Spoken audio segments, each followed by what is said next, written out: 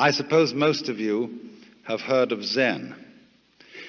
But before going on to explain any details about it, I want to make one thing absolutely clear. I am not a Zen Buddhist. I am not advocating Zen Buddhism. I am not trying to convert anyone to it. I have nothing to sell. I'm an entertainer. That is to say, in the same sense that when you go to a concert and you listen to someone play Mozart, he has nothing to sell except the sound of the music.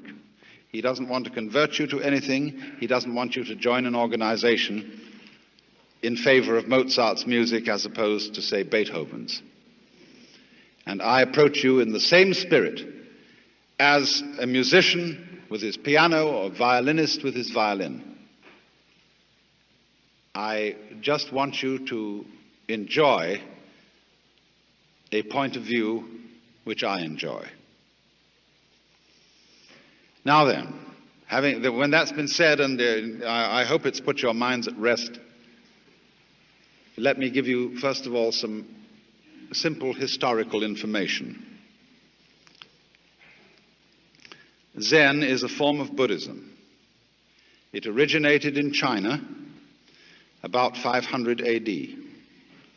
And about 1200 AD, it migrated to Japan, where it exists today.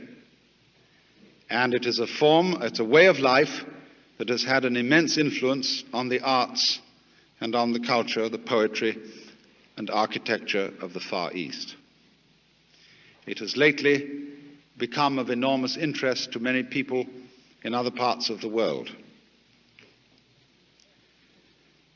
Now, normally when one talks about Buddhism, and Zen is a form of Buddhism, it is supposed that you're talking about a religion. And people are apt to classify themselves as Buddhists, as they might say, I am a Catholic, or a Methodist, or a Baptist, or an Episcopalian, or a Jew. But that is rather misleading. Buddhism is not a religion in that sense. If we want to find an equivalent to Buddhism in our society today in the West, probably the nearest thing to it is psychotherapy. When a person goes to a psychiatrist or a psychoanalyst to work out a serious personal problem, not because he's just nutty, not necessarily because he has hallucination or excessive singing in the ears with no clear physical origin, but when a person feels that his whole life is somehow disoriented and wrong, and he doesn't go to the preacher because the preacher only moralizes to him and says, my man, you should have more faith in God or something. So he goes instead to a doctor because in our day, a man with the tag of science on him has more prestige than a man who has the tag of religion.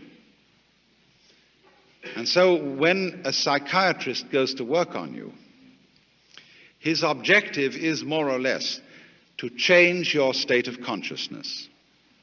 That is to say, if your state of consciousness, your state of mind, is one of being day after day constantly depressed, the objective of going to a psychiatrist or a psychotherapist is to have your state of consciousness changed to one of happiness. Now, in a somewhat similar way, the objective of Buddhism in all its forms is to bring about a fundamental change in a human being's everyday state of consciousness. If I make it yet more specific, it's to bring about a change in your sense of personal identity. That is to say, in your sensation of who and what you are. And in this way, Buddhism, which I suppose you know, is a method of changing consciousness, discovered or invented by a man called Gautama, who lived in India shortly after 600 BC, who was given the title Buddha because the word means the awakened one, the man who woke up. And therefore, that very title suggests that ordinary people are asleep. I remember a very wise man who used to give lectures like this. And when he came in, he used to be silent, and he'd look at the audience. And he'd gaze at everybody in the audience particularly for a long time, and everybody would begin feeling vaguely embarrassed. And when he'd gazed at them for a long time, he'd say, "Wake up! You're all asleep. And if you don't wake up, I won't give any lecture." Now, in what sense are we asleep? The Buddhist would say that almost all human beings have a phony sense of identity, a delusion, a hallucination as to who they are. I'm terribly interested in this problem of identity, and I try and find out what people mean when they say the word I. I think this is one of the most fascinating questions. Who do you think you are? Now, what seems to develop is this. Most people think that I is a center of sensitivity somewhere inside their skin. And the majority of people feel that it's in their heads. Civilizations in different periods of history have differed about this. Some people feel that they exist in the solar plexus. Other people feel that they exist about here. But in American culture today, or in the Western culture in general, most people feel that they exist in here. And there is, as it were, a little man sitting inside the center of the skull. And he has a television screen in front of him, which gives him all messages from the eyeballs. He has earphones on, and that gives him all messages from the ears. And he has in front of him a control panel with various dials and buttons and things, which enable him to influence the arms and legs and to get all sorts of information from the nerve ends. And that's you. So we say in popular speech, I have a body. Not I am a body, but I have one, because I am the owner of the body in the same way as I own an automobile. And I can take the automobile to the mechanic, and occasionally in the same way I have to take my body to the mechanic, the surgeon, the dentist, the doctor, and have it repaired. But it belongs to me. It goes along with me. I'm in it. A child, for example, can ask mother, "Mom, who would I have been if my father had been someone else?" That seems a perfectly simple and logical question for a child to ask, because of the presumption that your parents gave you your body and you were popped into it, maybe at the moment of conception or maybe at the moment of birth, from a repository of souls in heaven, and your parents simply provided the physical vehicle. So that age-long idea that is indigenous, especially to the Western world, is that I am something inside a body, and I am not quite sure whether I am or am not my body. Some doubt about it. I say, I think, I walk, I talk, but I don't say I beat my heart. I don't say I shape my bones. I don't say I grow my hair. I feel that my heart beating, my hair growing, my bone shaping is something that happens to me. And I don't know how it's done. But other things I do. And next, I feel quite surely that everything outside my body is quite definitely not me. There are two kinds of things outside my body. Number one is other people. And they're the same sort of thing as I am. But also they are all little men locked up inside their skins. And they're intelligent, they have feelings and values, and are capable of love and virtue. But the number two is the world that's non-human, that we call nature. And that's stupid. It has no mind. It has emotions, maybe, in animals. But on the whole, it's a pretty grim business. Dog eat dog. And when it gets to the geological level, it's as dumb can be. It's a mechanism. And there's an awful lot of it. And that's what we live in the middle of. And the purpose of being human is, we feel, to subjugate nature, to make it obey our will. And we arrived here, we don't feel that we belong in this world. It's foreign to us. In the words of the poet Houseman, I, a stranger and afraid, in a world I never made. And so all around us today, we see the signs of man's battle with nature. I'm living at the moment in a marvelous house in the Hollywood Hills. And we are overlooking a lake. And on the other side of the lake, the whole hill has suddenly been interrupted with a ghastly gash where they have made level lots for building tract homes of the kind you would build on a flat plain. This is called the conquest of nature. These houses will eventually fall down the hill because they are causing soil erosion and they're being maximally stupid. The proper way to build a house on a hillside is to do it in such a way as to effect the minimum interference with the nature of the hill.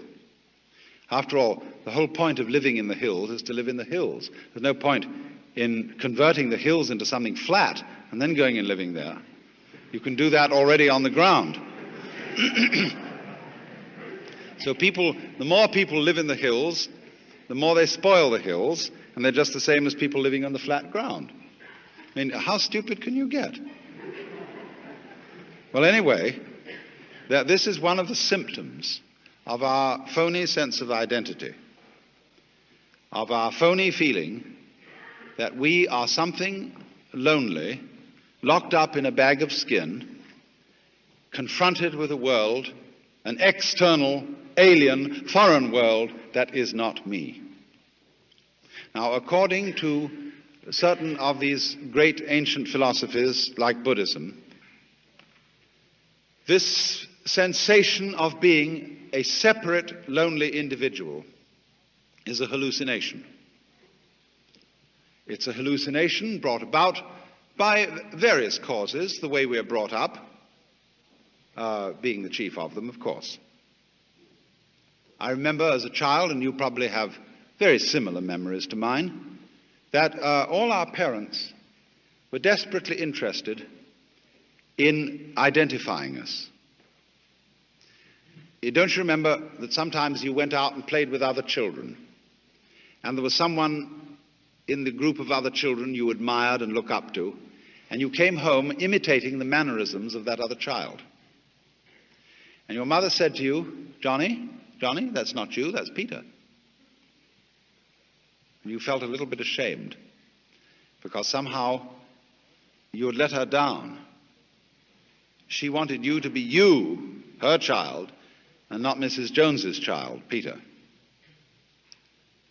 And so in many ways, we are all taught this. For example,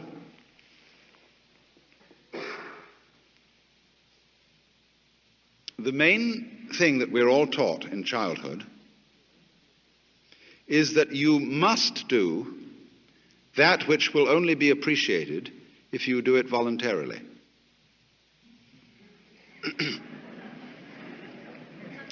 Now, darling,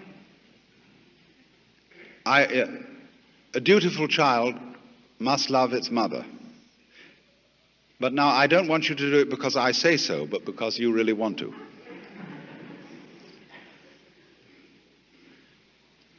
Or you must be free. See, this comes into politics. Everybody must vote. You see, imagine you're members of a democracy, and you must be members of a democracy. See, you're ordered to. Crazy. Also, thou shalt love the Lord thy God. Is that a commandment or a joke?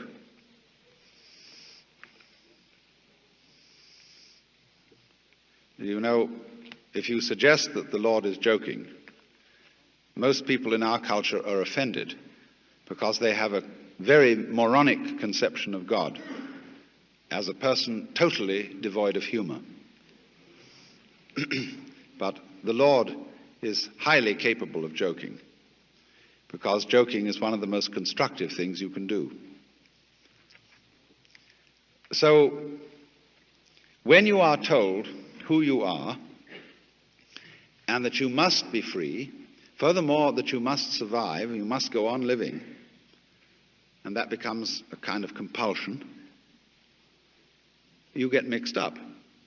It's very simple. Of course you get mixed up. If you think you must do something,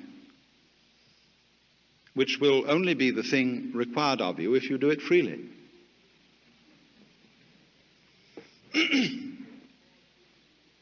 These are the sort of influences, then, that cause human beings all over the world to feel isolated, to feel that they are centers of awareness locked up in bags of skin. Now, this sensation of our identity can be shown and demonstrated to be false by some of the disciplines of our own science.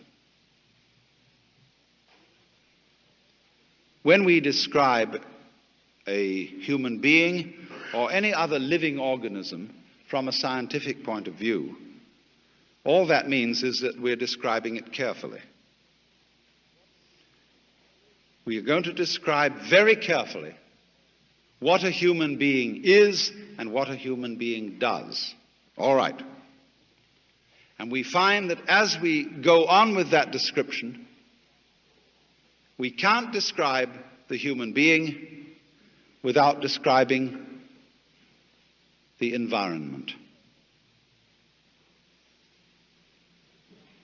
We can't say what a human being is doing without also saying what the world around him is doing. Just imagine for a moment that you couldn't see anything up here except me. You couldn't see the curtains behind me. You couldn't see the stage. You couldn't see the microphone. You could only see me. That was all you could see. What would you be looking at? You wouldn't see me at all, because you wouldn't see my edges. And my edges are rather important for seeing me. My edges would be identical with the edge of your eyesight, with that vague oval curve, which is the field of vision. And what you would be looking at would be my necktie, my nose, my eyes, and so on, but you wouldn't see my edges. So you'd be confronted with a very strange monster, and you wouldn't know it was a human being. Because to see me, you need to see my background. And therein lies a clue of which we are mostly ignorant. In Buddhist theory, the cause of our phony sense of identity is called avidya, and that means ignorance, although it's better to pronounce it ignorance. Having a deluded sense of identity is the result of ignoring certain things. So when you look at me, and I manage by behaving up here in a kind of a more or less interesting way, I cause you to ignore my background because I concentrate attention on me. Just like a conjurer, a stage magician, in order to perform his tricks, misdirects your attention. He talks to you about something he's doing here, and he talks to you about his fingers and how empty they are, and he can pull something out of his pocket in plain sight and you don't notice it. And so a magic happens. That's ignorance. Selective attention, focusing your consciousness on one thing to the exclusion of many other things. So in this way, we concentrate on the things, the figures, and we don't concentrate on the background. And so we come to think that the figure exists independently of the background. But actually, they go together. And they go together just as inseparably as backs go with fronts, as positives go with negatives, as ups go with downs, and as life goes with death. You can't separate it. So there's a sort of secret conspiracy between the figure and the background. They are really one, but they look different. They need each other, just as male needs female, and vice versa. But we are ordinarily completely unaware of this. So then, when the scientist starts paying attention to behavior of people and things carefully, he discovers that they go together, that the behavior of the organism is inseparable from the behavior of its environment.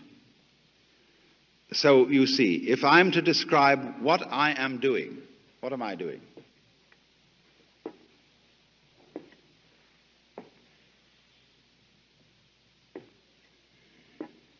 Am I just waving my legs back and forth?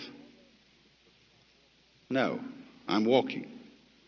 And in order to speak about walking, you have to speak about the space in which I am walking, about the floor, about the direction, left or right, in relation to what kind of room, what kind of stage, what kind of situation. Because if there isn't a ground underneath me, I can't very well walk. So the description of what I am doing involves the description of the world.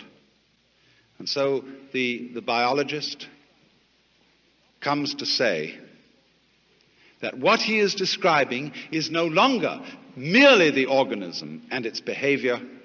He is describing a field which he now calls the organism-environment. And that field is what the individual actually is. Now, this is very clearly recognized in all sorts of sciences. But the average individual, and indeed the average scientist, does not feel in a way that corresponds to his theory. He still feels as if he were a center of sensitivity locked up inside a bag of skin.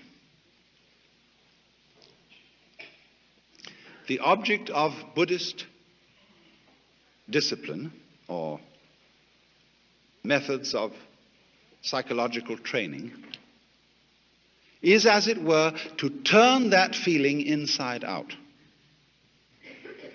to bring about a state of affairs in which the individual feels himself to be everything that there is,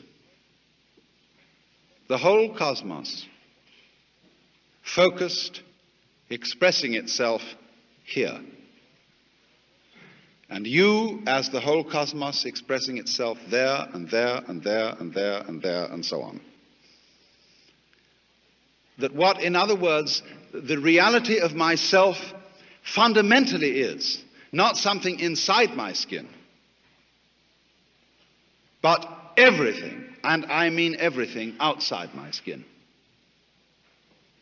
But doing what is my skin and inside it. I mean, imagine that every one of us, look, in the same way that the sea, when the ocean has a wave on it, the wave is not separate from the ocean, is it? Every wave on the ocean is the whole ocean waving. The ocean waves and it says, yoo-hoo, I'm here, see? But I can wave all over the place. I can wave in many different ways. I can wave this way, and wave that way. So the ocean of being waves every one of us. And we are its waves. But the wave is fundamentally the ocean. Now, in that way, your sense of identity would be turned inside out.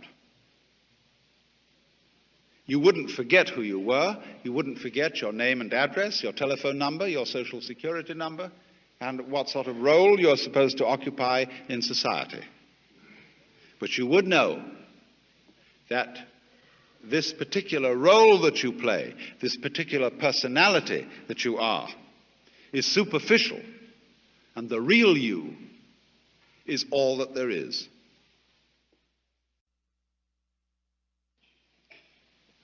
The object of Buddhist discipline, or methods of psychological training, is, as it were, to bring about a state of affairs in which the individual feels himself to be everything that there is, the whole cosmos, focused, expressing itself here. Now, in that way, your sense of identity would be turned inside out. You wouldn't forget who you were. You wouldn't forget your name and address, your telephone number, your social security number, and what sort of role you're supposed to occupy in society. But you would know that this particular role that you play, this particular personality that you are, is superficial, and the real you is all that there is. And that inversion, turning upside down of the sense of identity, of the state of consciousness which the average person has, is the objective of Buddhistic disciplines.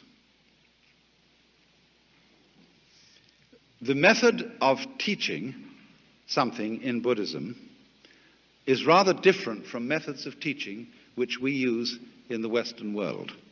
In the Western world, a good teacher is regarded as someone who makes the subject matter easy for the student.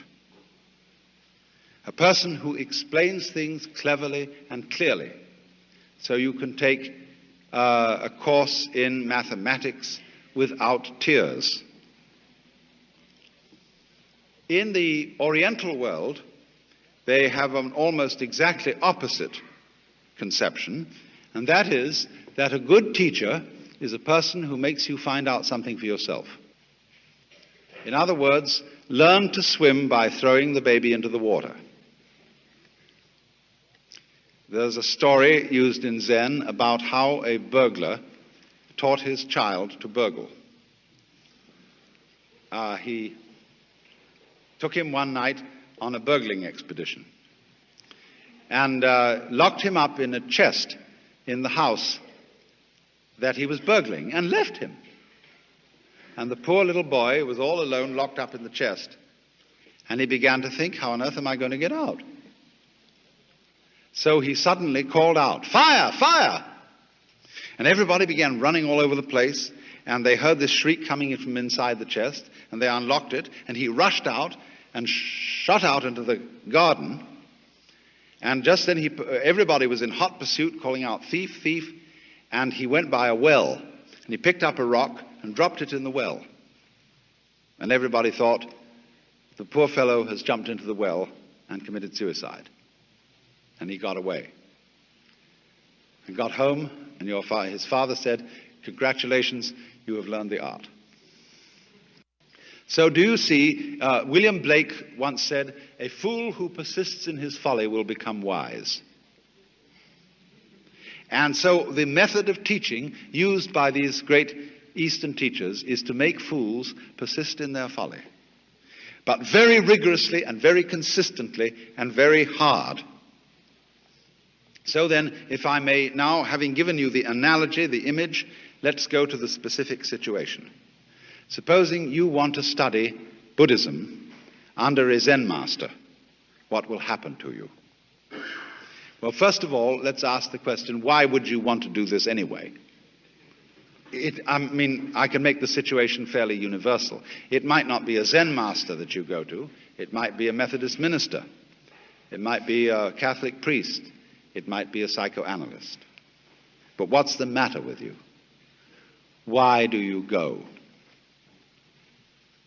And surely the reason that we all would be seekers is that we feel some disquiet about ourselves.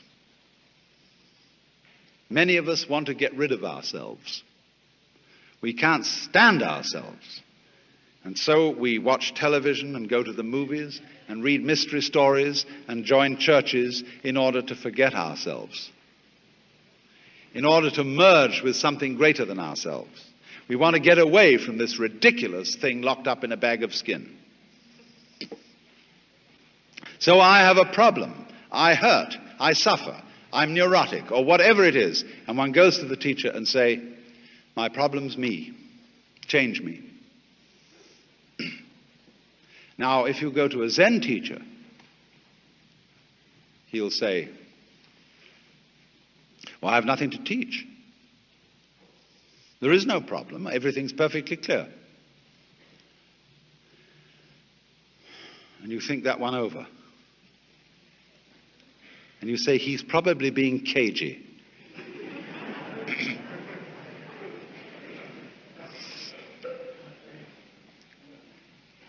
He's testing me out to see if I really want to be his student. So I know, according to everybody else who's been through this, that in order to get this man to take me on, I must persist. Do you know our saying, anybody who goes to a psychiatrist ought to have his head examined?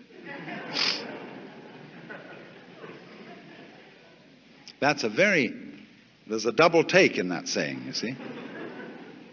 So in the same way, anybody who goes with a spiritual problem to a Zen master defines himself as a nut. And the teacher does everything possible to make him as nutty as possible. But the teacher says, quite honestly, I haven't anything to tell you. I don't teach anything. I have no doctrine. As I said to you in the beginning of this talk, I have nothing whatsoever to sell you.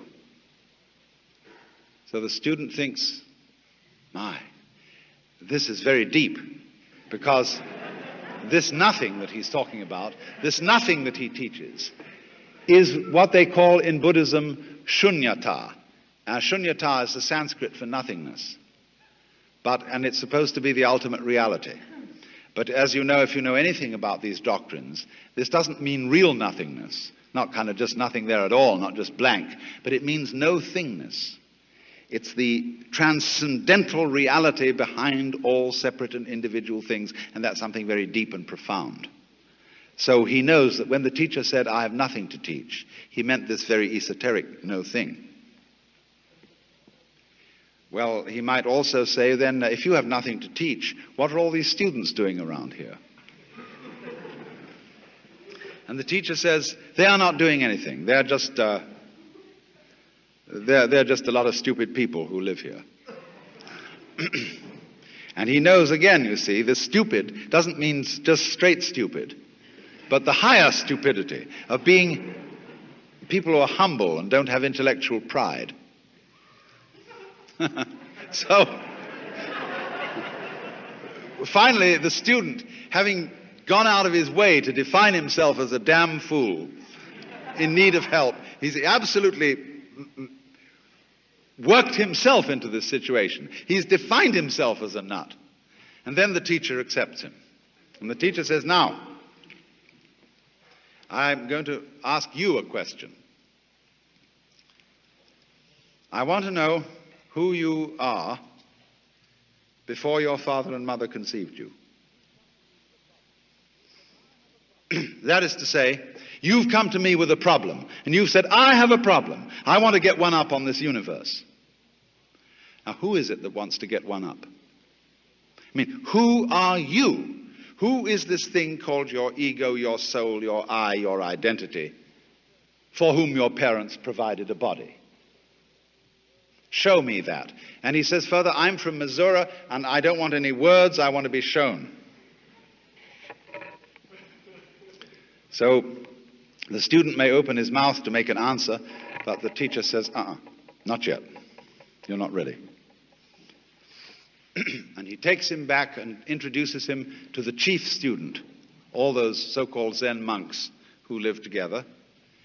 And the chief student says, now what we do here is so and so, we have this discipline, but the main part of the discipline is meditation. And we all sit cross-legged in a row, and we do that. And you sit cross-legged and you learn how to breathe and be still. In other words, to do nothing. But you mustn't go to sleep, and you mustn't get into a trance.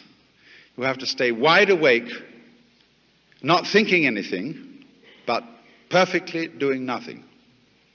And there's a monk walking down all the time with a flat stick, rather long, about so long. And if you go to sleep, or if you get into a trance, or if you get dreamy, he hits you on the back, so that you'll stay quite clear and wide awake, but still doing nothing. And the idea is that out of this state of profoundly doing nothing, you will be able to tell the teacher who you really are. In other words, the question, who are you before your father and mother conceived you, is a request for an act of perfect sincerity and spontaneity. As if I were to say to you, look, will you be absolutely genuine with me? No deception, please. I want you to do something that expresses you without the slightest deception. No more role acting, no more playing games with me. I want to see you. Now imagine. Could you really be that honest with somebody else? Especially a spiritual teacher. And you know he looks right through you. He sees all your secret thoughts. And he knows the very second when you've been a little bit phony. And that bugs you. Just like a psychiatrist. You're sitting in there discussing your problems with him and you start picking your nose. And the psychiatrist suddenly says to you, is your finger comfortable there? You like that?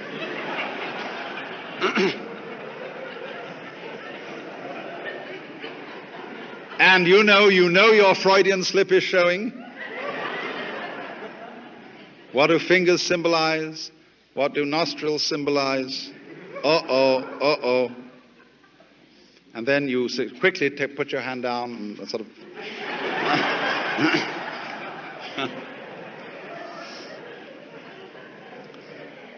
And you say, oh no, it's nothing, I was just picking my nose. And the analyst says, oh really? Then why are you justifying it? Why are you trying to explain it away? He has you everywhere you turn, you see? Well, that's the whole art of psychoanalysis. And it's Zen, it's the same thing. In other words, when you're challenged to be perfectly genuine, It's like saying to a child, now, darling, come out here and play and don't be self-conscious. Or it's like I would say to you, now look, if you come here tonight at exactly midnight and put your hands on this stage, you can wish and have granted any wish you want, provided you don't think of a green elephant. And so everybody will come, they'll put their hands here, and they will be very careful not to think about a green elephant.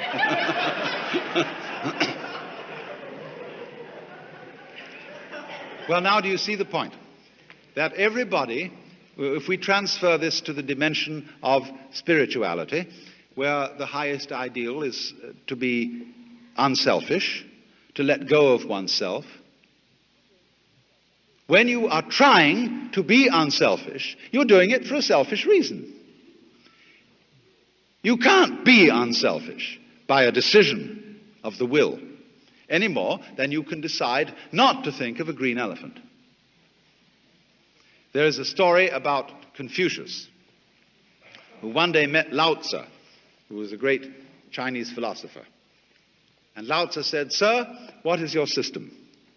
And Confucius said, it is charity and love of one's neighbor and elimination of self-interest.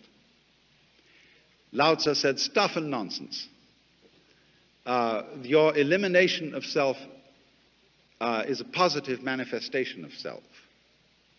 Look at the universe. The stars keep their order. The trees and plants grow upwards without exception. The waters flow. Be like this. All your nonsense about elimination of self is like beating a drum in search of a fugitive." So in this way, these are all examples of the trickery the master is playing on you. You came to him with the idea in your mind that you are a separate, independent, isolated individual. And what he is simply saying to you is, show me this individual. I had a friend who was studying Zen in Japan, and he got pretty desperate to produce the answer of who he really is. And on his way to an interview with the master to give an answer to the problem, he noticed a very common sight in Japan, a big bullfrog sitting around in the garden. And he swooped this bullfrog up in his hand and dropped it in the sleeve of his kimono. And then he went into the master, and to give the answer of who he was, he suddenly produced the bullfrog. And the master said, too intellectual.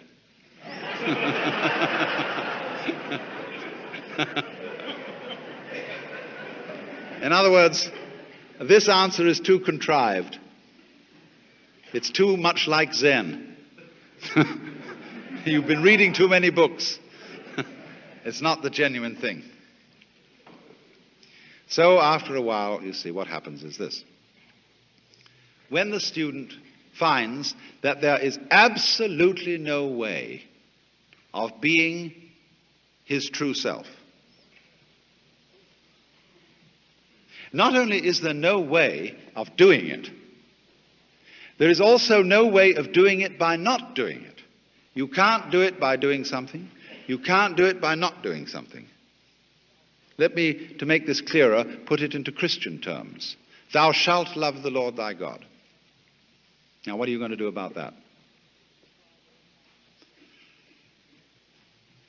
If you try very hard to love God and you ask yourself, why am I doing this? You'll find out you're doing it because you want to be on the side of the big battalions. You want to be right. After all, the Lord is the master of the universe, isn't he? And if you don't love him, you're going to be in a pretty sad state.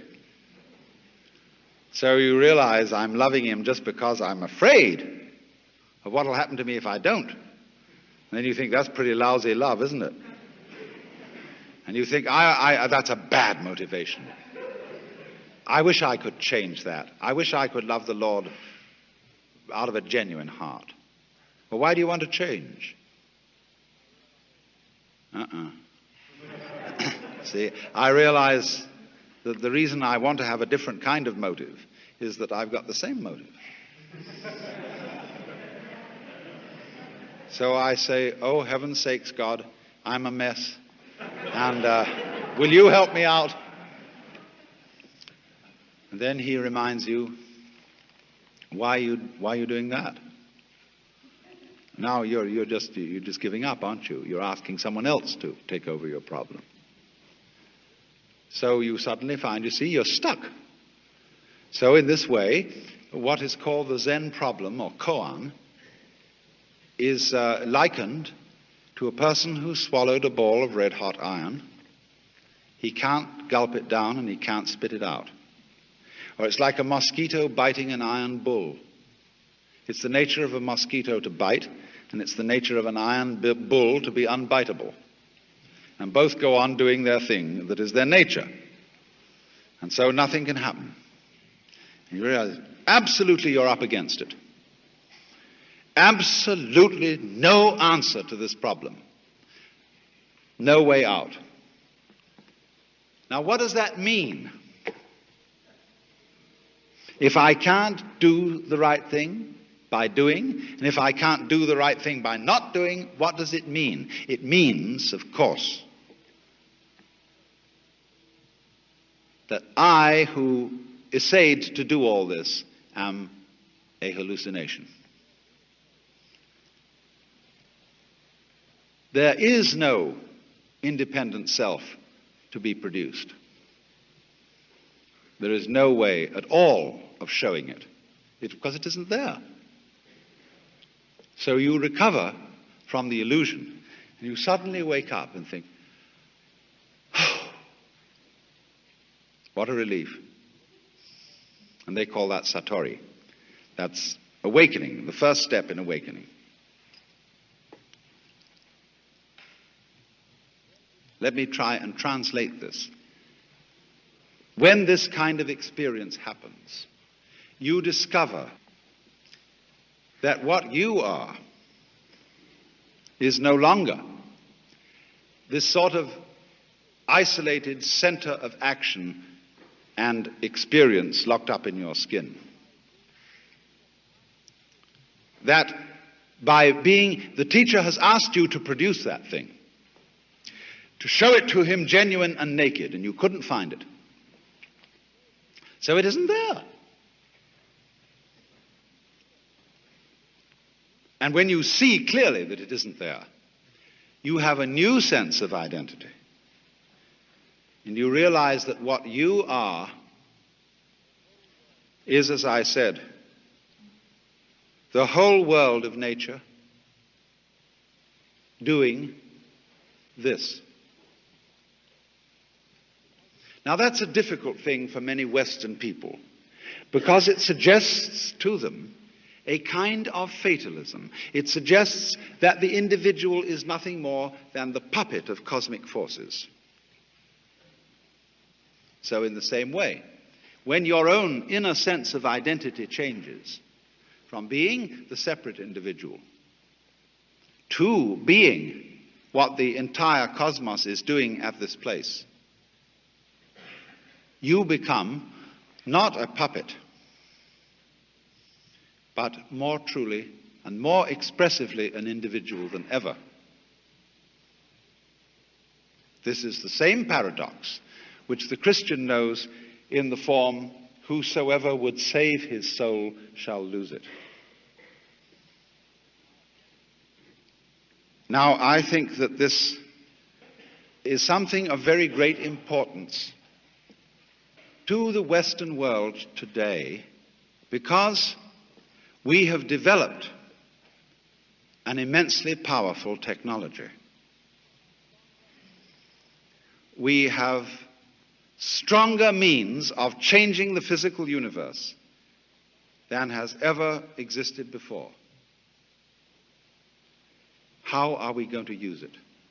There is a Chinese proverb that if the wrong man uses the right means work in the wrong way. Let us assume that our technological knowledge is the right means.